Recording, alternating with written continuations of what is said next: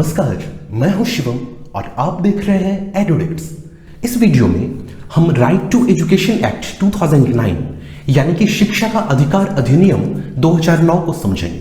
जितने भी teaching related exams हैं जैसे कि सीटेट, केवीएस, DSSB, एनवीएस या फिर स्टेट टीईटी वगैरह, सभी के लिए ये टॉपिक काफी महत्वपूर्ण है। हर एग्जाम में इससे सवाल जरूर आते हैं, तो चलिए समझते हैं। इस अधिनियम के अंतर्गत 6 से 14 वर्ष के आयु वर्ग के बच्चों को निःशुल्क और अनिवार्य शिक्षा देने की बात की गई है, यानी कि फ्री एंड कंपल्सरी एजुकेशन की बात हुई है। यहाँ सवाल यहां से काफी ज्यादा आते हैं कि आरटीई एक्ट में किस आयु वर्ग के बच्चों की बात की गई है।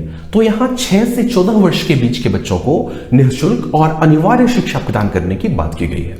12 दिसंबर 2002 को भारत के संविधान में 86वां संशोधन किया गया और इसमें अनुच्छेद 21A को जोड़ा गया, जिसमें कि शिक्षा को मौलिक अधिकार यानी कि फंडामेंटल राइट का दर्जा दिया गया। इससे पहले शिक्षा मौलिक अधिकार यानी कि फंडामेंटल राइट नहीं हुआ करता था और इसी संशोधन से क्या हुआ, शिक्षा को एक फंडामेंटल राइट के रूप में रिकॉग्नाइज किया गया। 1 अप्रैल 2010 से यह अधिनियम जम्मू और कश्मीर को छोड़कर पूरे भारत में लागू कर दिया गया।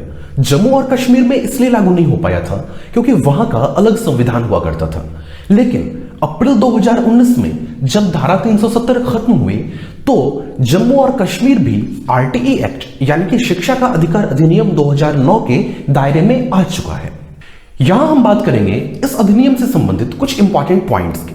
ऐसे तो बहुत सारी बातें हैं इस अधिनियम में, लेकिन मैं सिर्फ उन्हीं बातों का जिक्र करूंगा जो कि आपके एग्जाम के लिए इंपॉर्टेंट हैं, जहां से सवाल आते हैं। यहां निःशुल्क शिक्षा की बात की गई है, यह तो आप समझ ही चुके हो, यानी कि बच्चों को किसी भी प्रकार का शुल्क नहीं देना होगा, चाहे वो एडमिशन फी हो, एग्जामिनेशन फी हो, ट्यूशन फी हो, कुछ भी पे नहीं करना होगा 6 से 14 वर्ष के बीच के बच्चों को। इसके अलावा जो प्राइवेट स्कूल्स हैं, निजी विद्यालय हैं, वहां टोटल सीट्स के 25% सीट पर गरीब बच्चों को पढ़ाना होगा बिना कोई फी लिए हुए। हालांकि इस बात की इंप्लीमेंटेशन कितनी होती है ये एक अलग बात है, लेकिन यहां हम बात कर रहे हैं कि इस अधिनियम में बातें कौन कौन सी की गई हैं। आरटीई एक्ट के अनुसार बच्चों को किसी भी आधार पर विद्यालय में प्रवेश से वंचित नहीं किया जा सकता है, यानी कि एडमिशन के लिए बच्चों की किसी भी प्रकार की स्क्रीनिंग नहीं होगी, कोई भी टेस्ट नहीं लिए जाएंगे एडमिशन के लिए। बच्चों को उनकी उम्र के अनुसार उचित कक्षा में प्रवेश मिलेगा। इसके अलावा बच्चों को फेल करने पर रोक लगा दी गई है, यानी कि बच्चों को अनुत्तीर्ण नहीं किया जा सकता है। हालांकि 2017 में यहां कुछ संशोधन हुए और कक्षा 5वीं और कक्षा 8वीं में कुछ बदलाव किए गए हैं, वहां कुछ एग्जामिनेशंस लेने का प्रावधान किया गया है। इस अधिनियम के अनुसार बच्चों को किसी भी प्रकार से दंडित या प्रताड़ित नहीं किया जाएगा और ऐसा करना अपराध माना जाएगा, यानी कि बच्चों को फिजिकल, मेंटल या किसी भी प्रकार का पनिशमेंट देना दंड माना गया है। और इस एक्ट के अनुसार बिना सरकार की अनुमति के कोई भी स्कूल नहीं खोला जा सकता है। ऐसा नहीं है कि कोई भी स्कूल डायरेक्टली खुल गया और बच्चे वहां पढ़ने लगे, नहीं, वो गैर कानूनी होगा। सरकार की अनुमति और प्रमाण पत्र लिए बिना स्कूल नहीं खोला जा सकता है। इस अधिनियम में स्कूल मैनेजमेंट कमेटी यानी कि विद्यालय प्रबंधन समिति के गठन की बात की गई है।